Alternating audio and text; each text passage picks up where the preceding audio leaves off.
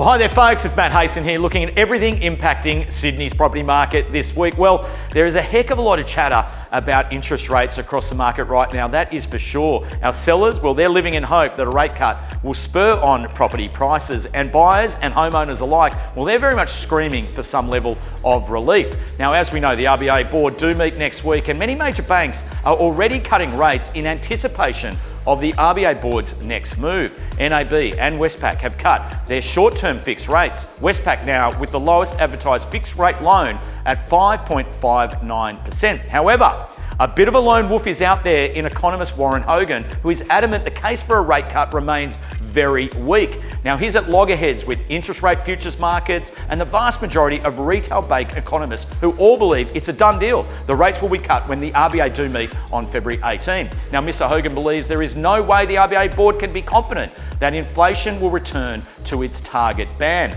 Now, this is all very intriguing stuff as usual, but the big question for us remains, do we think one rate cut will really make a major impact on property prices? Now, CoreLogic reported last week that 2/3 of real estate agents, that's us, expect that home values across the country will increase by more than 5% through the course of the year. Now, that's unsurprising coming from our industry, although I don't know who responded to this survey because we certainly never saw it.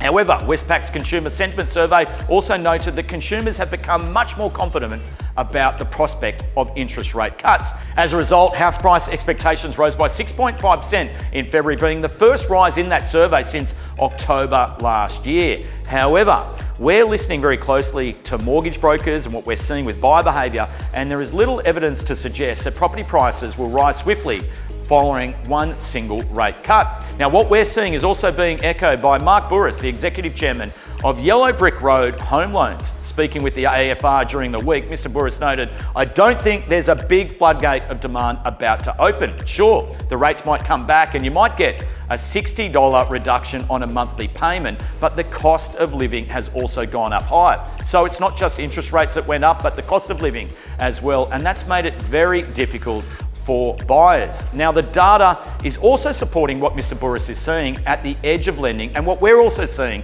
at the coalface of buyer activity. Now, the volume of people looking at properties is up this year. We've mentioned that over the last several weeks, but the strength and the depth of the buyer pool is still quite fragile. Last week, the final auction clearance rate in Sydney was sitting at just 49.1% in Sydney. Now, that was marginally higher than the previous week, that's fair, but still reflective of an overall weaker environment. Now, it was widely acknowledged that last year's market finished with somewhat of a whimper. Now, this year, the positivity is certainly evident and a focused buyer pool is also very much in play, but the buyers remain very cautious about committing to an offer. The other key item that we're seeing right across the market right now is this rapid rise in new listings coming to market. In some cases, supply and demand is tilted in favour of buyers in certain price segments. So, all in all, we have what we believe is a fair market. A-grade properties are doing their thing and they are seeing really heated activity and pushing hard to hit or surpass previously set suburb records. Now, B-grade properties, they need to be fairly positioned and priced, and when that is achieved, buyers are certainly engaging. But your C-grade properties have to be at a discount in order to attract interest. Now, personally, I like the fact that the narrative is trending down around rates, and this will provide a layer of confidence for many buyers. However, the evidence suggests to us that we'll need at least 3, if not 4 rate cuts before there is any acceleration in property prices. So that leads us into this weekend, folks, where we have absolutely some amazing properties coming to market, and they're all available for inspection this weekend. Our entire team looks forward to seeing you out and about, and I will catch you all next week. Thanks for watching.